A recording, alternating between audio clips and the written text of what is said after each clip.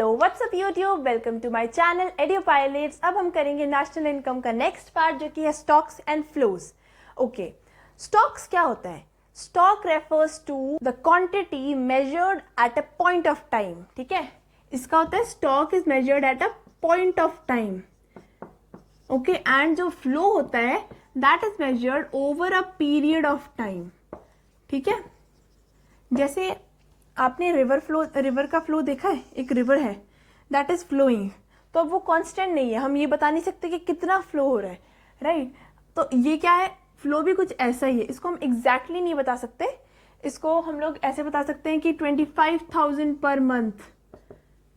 ठीक है, ऐसी चीजें के थ्रू हम बता सकते हैं। तो अब अगर हम इसका स्टॉक का एग्जाम्पल देखिए, स्टॉक का एग्जाम्पल हम कह सकते हैं eight a point of time. अभी अगर आपसे कोई पूछे कि आपके पॉकेट में अभी कितने रुपए हैं, सो आई वुड से 50, 100 और वॉट एवर। अब ये जो 50 रुपीज मेरी पॉकेट में, दैट इज स्टॉक। ठीक है, एंड अगर आप अभी जो 50 रुपीज आपकी पॉकेट में है दैट इज स्टॉक। एंड अगर अब आपको कोई कहे कि आपकी पॉकेट मनी कितनी है, you would say 1,000 rupees per month और 2,000 rupees per month, what ever it is, living that aside. तो ये क्या कहा हमने, पर मंथ। ठीक है, ये एक पूरे पीरियड ऑफ टाइम के लिए फिक्स्ड है, तो उसको हम लोग फ्लो में डाल देंगे। तो point of time stock, period of time flow.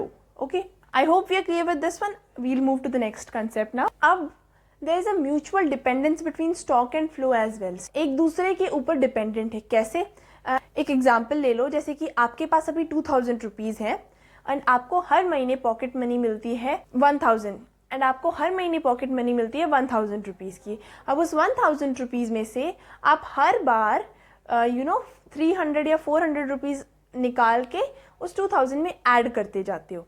तो per month you add 400 rupees to that 2,000 rupees. Okay, ये क्या हो गया, ये फ्लो हो गया। 2,000 रुपीज जो आपके पास है at that point of time, वो क्या हो जाएगा, वो स्टॉक हो जाएगा। ठीक है, अब क्या है, अब आपको कभी जरूरत पड़ी तो अब आप क्या करते हो, हर महीने उसके अंदर से 100 रुपीज निकालते हो। अब वो 100 रुपीज जो हर टाइम निकल रहे हैं वो क्या है, वो फ्लो है। 400 रुपीज हर बार डल रहे हैं, हर मंथ डल रहे हैं, वो क्या है, वो फ्लो है। ठीक है, सो अब क्या है कि आपका जो फ्लो है वो आपके स्टॉक को अफेक्ट कर रहा है। कैसे?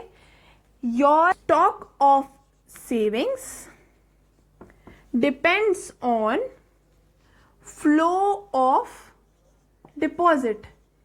ठीक है, आपके ये 2,000 वैसे वैसे बढ़ेंगे जैसे जैसे आप वो 400 रुपीज पर मंथ डालोगे इसमें।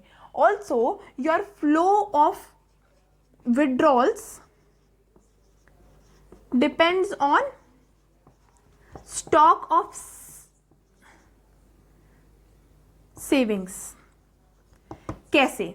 अब देखो, आपका ये फ्लो ऑफ विड्रॉल, आप मान लो मैंने आपको एग्जांपल दिया था, आप हर महीने 100 रुपीज निकाल रहे हो।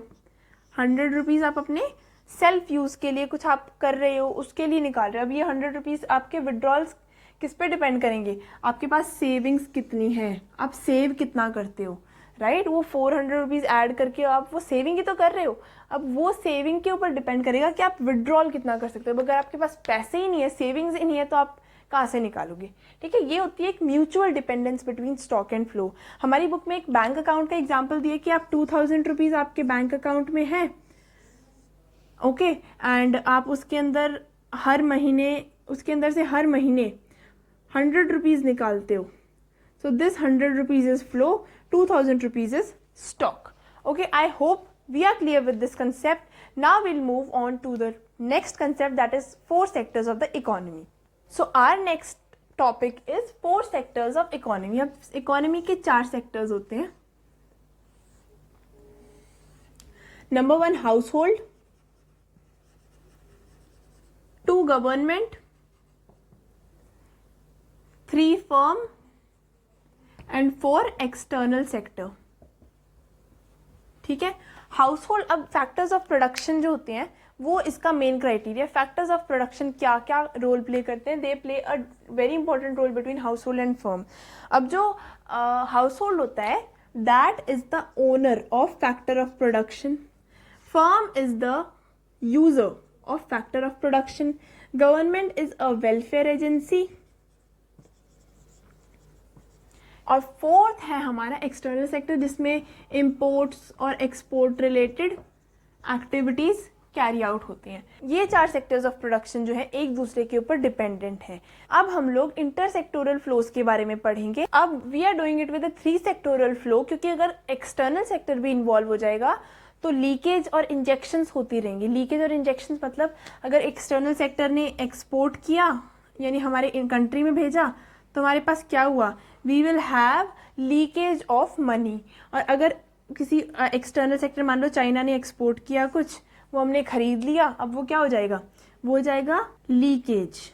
चाइना ने हमारा कोई गुड इम्पोर्ट किया है तो हमें पैसे मिलेंगे, दैट वुड बी इंजेक्शन। तो इसकी वजह से इकोनॉमी पूरी डिसबैलेंस हो जाएगी, तो हम लोगों ने इसको हटा दिया है। We are using 3 sectors and how are they dependent on each other. अब देखो, हाउस होल्ड है, हाउस होल्ड किस पे डिपेंडेंट है, फर्म पे। किस लिए, for getting goods and services, for getting goods and services for self consumption, ठीक है।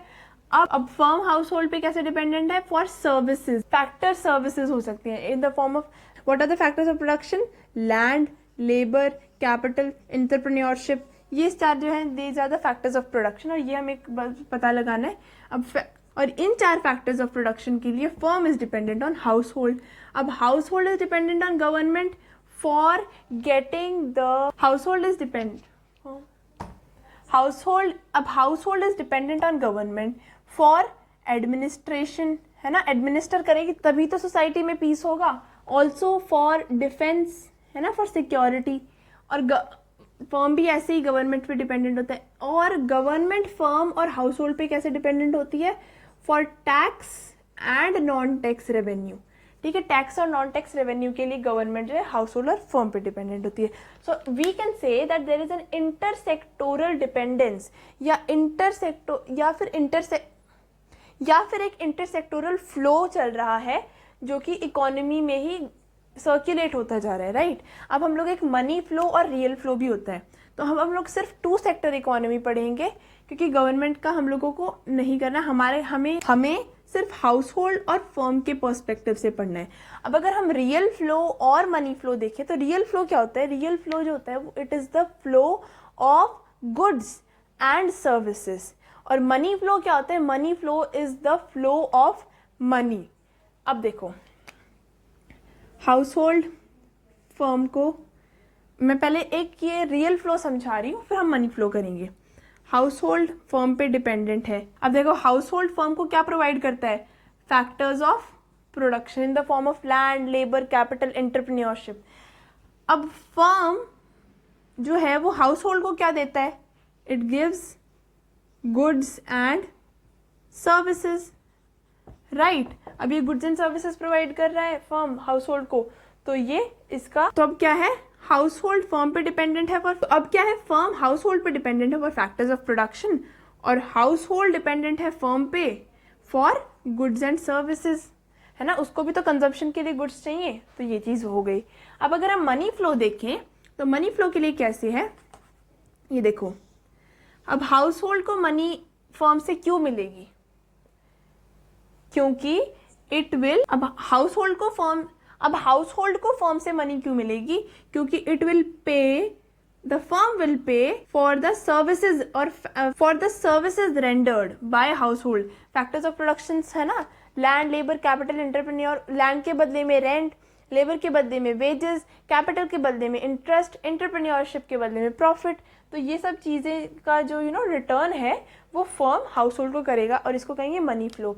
और जब हाउस होल्ड फर्म को करेगा, हाउस होल्ड क्या पे करेगा, it will pay for the goods and services it bought, है ना, ये हो गया उसका money flow. Goods and services के लिए जो पैसे देने पड़ेंगे वो हाउस होल्ड देगा, तो this is money flow. I hope we are clear with real flow and money flow. So we are left with the last topic, that is circular flow of income. उसके बाद हम लोगों का basically numerical types और ये सब चीज़ें आएंगे, और उससे हमारा everything would be in flow. So if you like the video, please like it. Also subscribe to my channel EduPilot.